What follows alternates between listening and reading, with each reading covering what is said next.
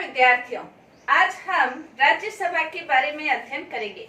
राज्यसभा के गठन, राज्यसभा की शक्तियां, राज्यसभा की रचना, इसके पदाधिकारी, विशेषाधिकार, इन सब के बारे में हम अध्ययन कर चुके हैं। आज हम राज्यसभा की शक्तियों के बारे में अध्ययन करेंगे। जैसे कि जवाहरलाल नेहरू ने ये कहा था, 6 मई 1953 को जवाहरलाल नेहरू ने ये कहा था कि दोनों सदनों के द्वारा सहयोगी रूप में कार्य किया जाना चाहिए, क्योंकि दोनों सदन मिलकर संसद का निर्माण करते हैं।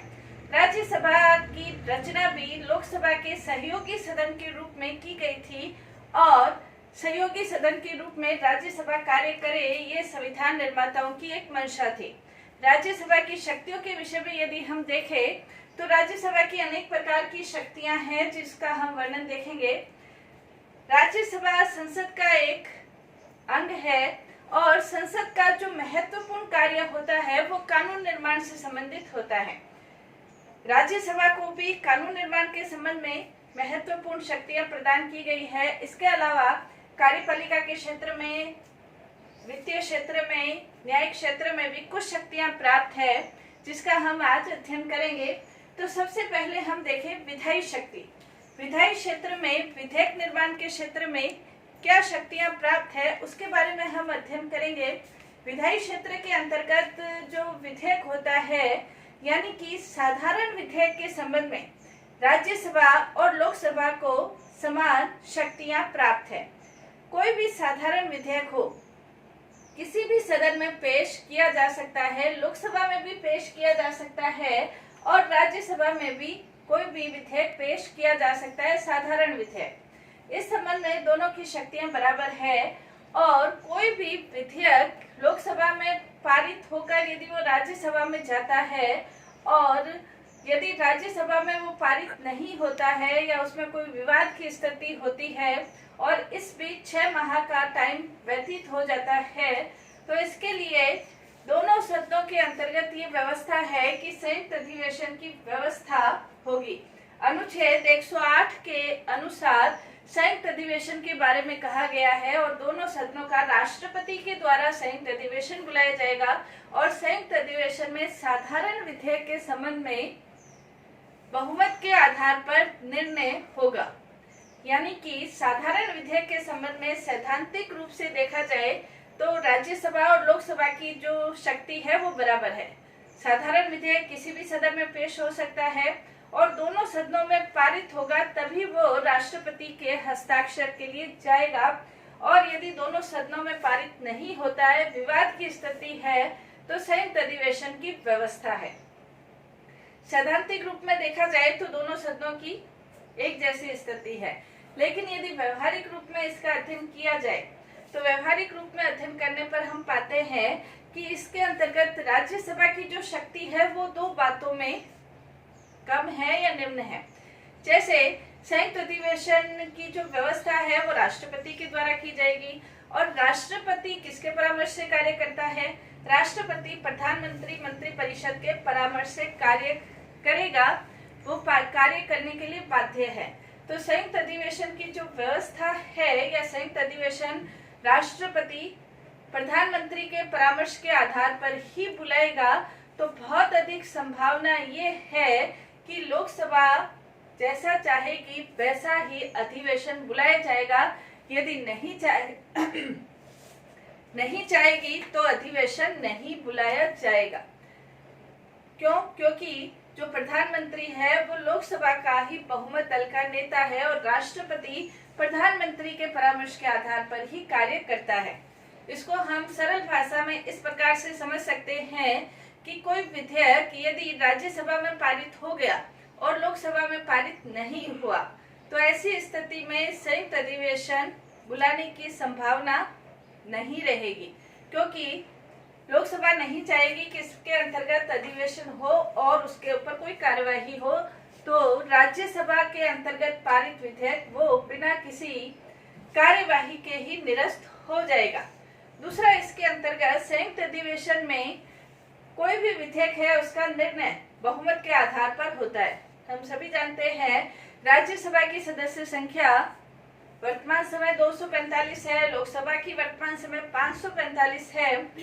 तो बहुमत किसके अनुसार होगा? लोकसभा के अनुसार बहुमत होगा और लोकसभा जैसा चाहेगी वैसा विधेयक पारित हो जाएगा। तो साधारण विधेयक के संबंध में हम कह सकते हैं कि राज्यसभा की जो शक्ति है वो सैद्धांतिक रूप में बराबर है, लेकिन कुछ मामलों में राज्यसभा अधिक से अधिक साधारण विधेयक के ऊपर अधिक से अधिक 6 माह की देरी कर सकती है, इससे ज्यादा नहीं। संविधान संशोधन के क्षेत्र में यदि उसकी शक्तियां देखा जाए तो संविधान संशोधन के क्षेत्र के अंतर्गत उसकी शक्ति दोनों सदनों की बराबर है।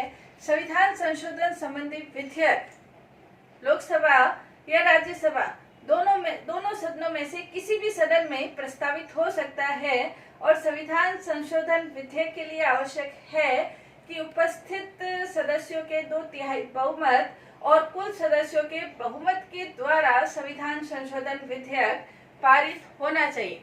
इसके अंतर्गत संयुक्त अधिवेशन की व्यवस्था नहीं है। संयुक्त अधिवेशन की कोई व्यवस्था नहीं है, इसलिए सैद्धांतिक रूप से और व्यवहारिक रूप से भी राज्यसभा इसमें बराबर की हकदार है या बराबर शक्तियों का प्रयोग करती है। लेकिन अधिकतर 90% से भी ज्यादा संविधान संशोधन विधेयक व्यवहारिक रूप से देखा जाए तो लोकसभा में ही प्रस्तावित होते हैं। लोकसभा में प्रस्तावित होते हैं। यदि राज्यसभा में कोई विवाद की स्थिति है और लोकसभा उन्हें या तो स्वीकार कर ले उनके संशोधनों को, जैसा कि 45वें संविधान संशोधन विधेयक के अंतर्गत 5 संशोधन राज्यसभा ने प्रस्तावित किए थे, तो लोकसभा के पास यही था कि उन प्रस्तावों को वो स्वीकार करे। लोकसभा ने स्वीकार किए, वो संविधान संशोधन विधेयक पारित हो गया था। इसी प्रकार 65वां 66वां संविधान संशोधन जो विधेयक था, इसमें राज्यसभा की कुछ विवाद की स्थिति थी, राज्यसभा ने स्वीकार नहीं किया तो वो पारित नहीं हो सके थे। कहने का तात्पर्य संवैधानिक संशोधन विधेयक में राज्यसभा लोकसभा के बराबर शक्तियों का प्रयोग करती है। वित्तीय शक्ति के क्षेत्र में संविधान निर्माता राज्यसभा को कम शक्तियां देना चाहते थे। राज्यसभा को कम शक्तियां देना चाहते थे। राज्यसभा को कम शक्तियां इसलिए देना चाहते थे क्योंकि लोकसभा जनता का सदन है। जनता की प्रतिनिधि सदन वो लोकसभा को ही कहा जाता है। जनता की प्रतिनिधि सदन लोकसभा है और लोकसभा प्रतिनिधि सदन होने के कारण वित्त के क्षेत्र में जो शक्तियां हैं वो राज्यसभा को कम प्रदान की गई है और संविधान निर्माता भी राज्यसभा को कम शक्तियां प्रदान करना चाहते थे। इसका उदाहरण यदि हम देखें तो जो वित्त विधेयक है, अनुच्छेद 109 के अंतर्गत स्पष्ट रूप से ये कहा गया है कि वित्त विधेयक खाली लोकसभा में ही प्रस्तावित किए जा सकते हैं, राज्यसभा में प्रस्तावित नहीं किए जा सकते हैं। और राज्यसभा में 14 दिन के अंदर यदि राज्यसभा उसे स्वीकार नहीं करती है तो वो वित्त विधेयक ऐसे ही पारित हो जाता है। वित्त विधेयक ऐसे ही पारित हो जाता है। राज्यसभा वित्त विधेयक के संबंध में ज्यादा से ज्यादा 14 दिन की देरी कर सकती है और 14 दिन के बाद जैसा लोकसभा ने पारित किया है वैसा उसी रूप में वित्त विधेयक पारित हो जाता है।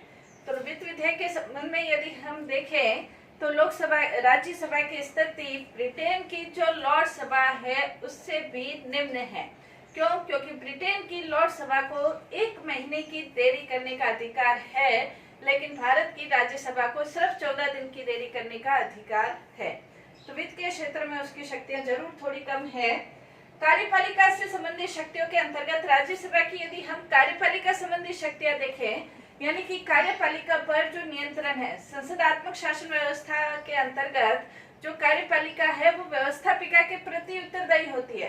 कार्यपालिका व्यवस्थापिका के प्रति उत्तरदायी होती है, इसका तात्पर्य लोकसभा के प्रति उत्तरदायित्व है। लोकसभा अविश्वास प्रस्ताव पारित करके कार्यपालिका को उसके पद से हटा सकती है, पदच्युत कर सकती है। लेकिन राज्यसभा को भी कार्यपालिका से मंत्रियों से प्रश्न पूछने का, पूरक प्रश्न पूछने का अधिकार है और राज्यसभा कार्यपालिका के ऊपर प्रश्न पूछकर, पूरक प्रश्न पूछकर उसके ऊपर नियंत्रण रखती है, लेकिन अविश्वास प्रस्ताव पारित करके वो उसे अपने पद से नहीं हटा सकती है। इसी प्रकार विविध शक्तियां, राज्यसभा को विभिन्न प्रकार की शक्तियां भी प्राप्त है। जैसे राज्यसभा और लोकसभा दोनों मिलकर राष्ट्रपति के चुनाव में भाग लेते हैं। राष्ट्रपति का चुनाव निर्वाचक मंडल के द्वारा होता है और निर्वाचक मंडल में राज्यसभा, लोकसभा और राज्यों की विधानसभाओं के निर्वाचित प्रतिनिधि भाग लेते हैं। तो राज्यसभा राष्ट्रपति के चुनाव में भाग लेती है। उपराष्ट्रपति का चुनाव राज्यसभा और लोकसभा दोनों मिलकर करते हैं। तो ये उसकी शक्तियां हैं। महाभियोग प्रस्ताव दोनों सदनों में पारित होना आवश्यक है। राष्ट्रपति के ऊपर महाभियोग प्रस्ताव के आधार पर राष्ट्रपति पद से हटाया जा सकता है। न्यायाधीश भी अपने पद से हटाने के लिए महाभियोग प्रक्रिया के आधार पर ही हटाए जा सकते हैं।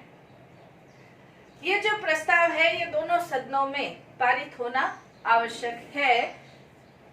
मतदान करने वाले सदस्यों के 2/3 या विशिष्ट बहुमत के आधार पर ही महाभियोग प्रस्ताव पारित होता है। तो महाभियोग प्रस्ताव में दोनों की शक्तियां बराबर है। उपराष्ट्रपति को उनके पद से यदि हटाना है तो इस प्रकार का संकल्प या प्रस्ताव राज्यसभा में ही प्रस्तावित होगा। क्यों? क्योंकि उपराष्ट्रपति राज्यसभा का पदेन सभापति होता है। इसलिए उपराष्ट्रपति के हटाने से संबंधित जो प्रस्ताव है वो राज्यसभा में प्रस्तावित होगा, राज्यसभा में पारित होगा, जिसे कि लोकसभा के द्वारा स्वीकार किया जाना होना चाहिए। तो कहने का तात्पर्य उपराष्ट्रपति के अंतर्गत राज्यसभा को कुछ विशेष शक्तियां प्राप्त है। आपातकाल की घोषणा यदि होती है तो उसे संसद के दोनों सदनों के द्वारा 1952 के अंतर्गत यदि आपातकाल की घोषणा है तो दोनों सदनों के द्वारा 1 माह के भीतर उसे स्वीकार करना आवश्यक है। तो आपातकाल की घोषणा को स्वीकार करने के संबंध में दोनों सदनों की, राज्यसभा और लोकसभा की दोनों सदनों की जो शक्तियां हैं वो बराबर है। मौलिक अधिकारों को निरस्त यदि आपातकाल में किया जाता है तो ऐसे प्रस्ताव को भी दोनों सदनों के द्वारा स्वीकार किया जाना आवश्यक है।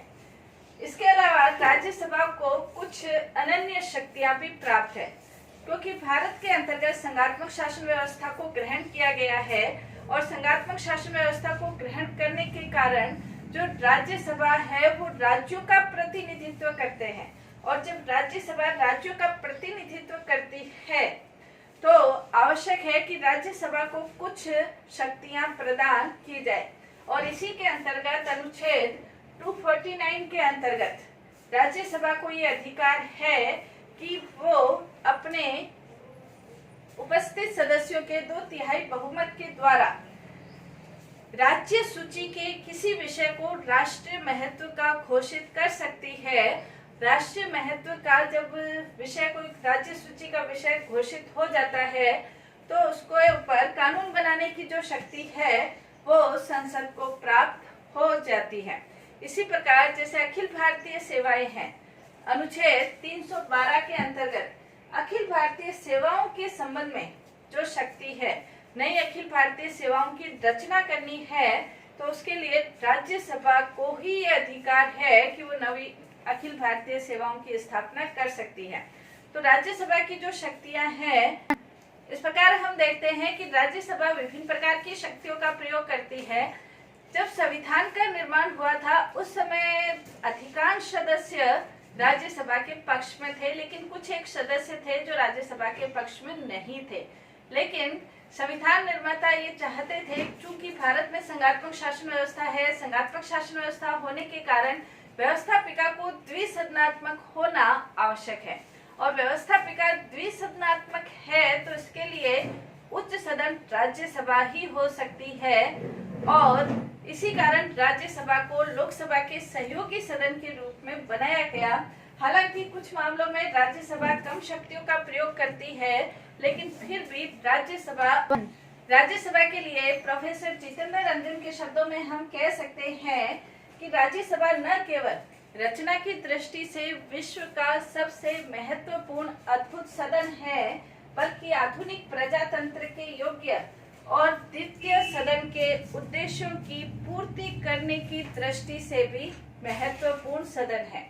यानी कि राज्यसभा लोकसभा के सहयोगी सदन के रूप में और संघात्मक व्यवस्था के अनुरूप अपना जो कार्य कर रहा है वो सबसे महत्वपूर्ण कार्य कर रहा है। तो आज हमने राज्यसभा की शक्तियों के बारे में अध्ययन किया।